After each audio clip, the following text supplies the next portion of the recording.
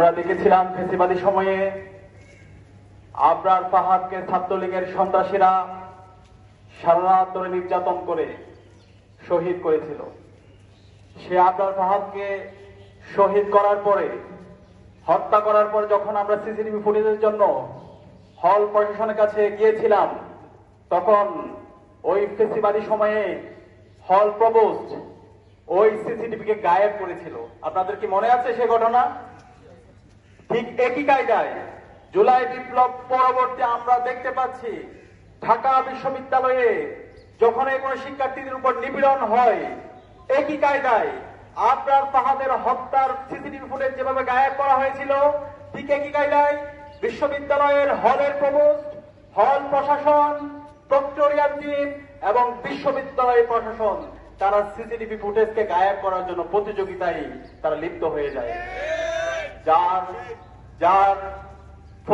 যার ঘটনাগুলো আমরা এখন পর্যন্ত দেখতে পাচ্ছি। আপনারা জানেন, ফজলুল হক মুসলিম হলে 48 ঘন্টা আগে একজন শিক্ষার্থীকে, ইব্রাহিম নামে একজন শিক্ষার্থীকে ডেকে হল প্রভোস্ট তাকে শারীরিক এবং মানসিকভাবে নির্যাতন করার পরে তার পরিবারকে, তার অসুস্থ মাকে ওই প্রভোস্ট এবং ওখানকার স্টাফদের মাধ্যমে তাকে হুমকি দেওয়া হয় এবং তার থেকে মিথ্যা জবানবন্দি নেওয়া হয়।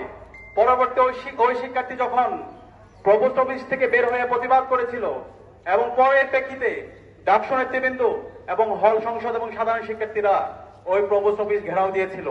আমরা চেয়েছিলাম এই যে প্রভোস্ট শিক্ষার্থীকে শারীরিক এবং মানসিকভাবে নির্যাতন করেছে, সে কোনো প্রভোস্ট নয়, সে কোনো শিক্ষক নয়, সে হলো গুন্ডা।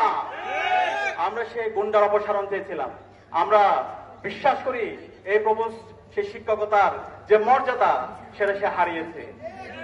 তাকে সে ক্রিমিনাল অফেন্স করেছে, তাকে দ্রুত সময়ের মধ্যে বিশ্ববিদ্যালয় থেকে অপসারণ করতে হবে এবং তাকে দেশীয় যে আইন, সে আইন অনুযায়ী তাকে থানায় দিয়ে তার উপর জাস্টিস এনশিওর করতে হবে।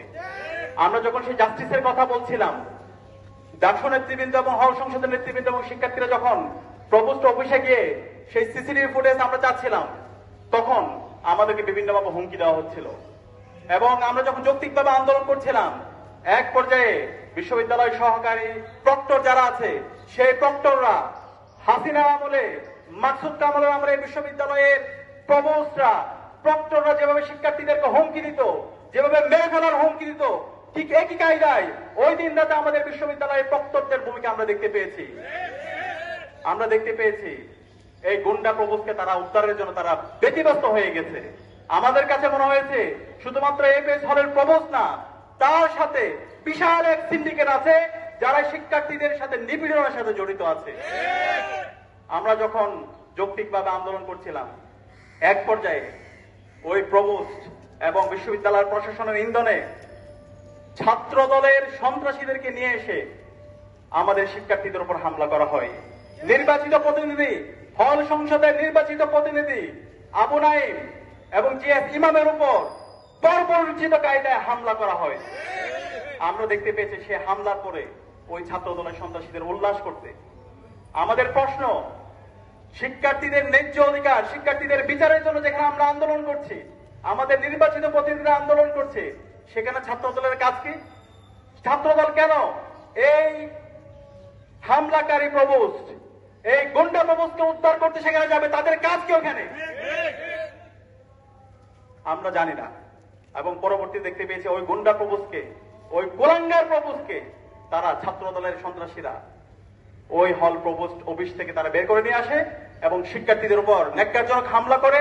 আমাদের বিপি জিএস এখন পর্যন্ত হাসপাতালে তারা ভর্তি আছে। আজকে 48 ঘন্টা আমরা পার করছি, এখন পর্যন্ত আমাদেরকে সিসিটিভি ফুটেজ গুলো তারা দেখার সুযোগ করে দেয় নাই।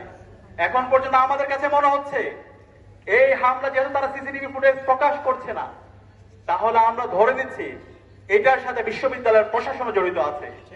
বিশ্ববিদ্যালয় প্রশাসন নিশ্চিতভাবে তাকে নির্দেশনা দিয়েছে, আমরা দুর্নীতি করব, শিক্ষার্থীরা কোনো ধরনের সমালোচনা করতে পারবে না। আমরা শিক্ষার্থীদের উপর নিপীড়ন করব, শিক্ষার্থীরা কোনো ধরনের কথা বলতে পারবে না। আমরা শিক্ষার্থীদেরকে আশ্বস্ত করছি, ঢাকা বিশ্ববিদ্যালয়ের 40,000 শিক্ষার্থীদেরকে আমরা আশ্বস্ত করছি, আমরা বেঁচে থাকতে এই ক্যাম্পাসে আর নিপীড়ন ফিরে আসতে দেব না। আমরা বেঁচে থাকতে এই ক্যাম্পাসে গণরঙ্গের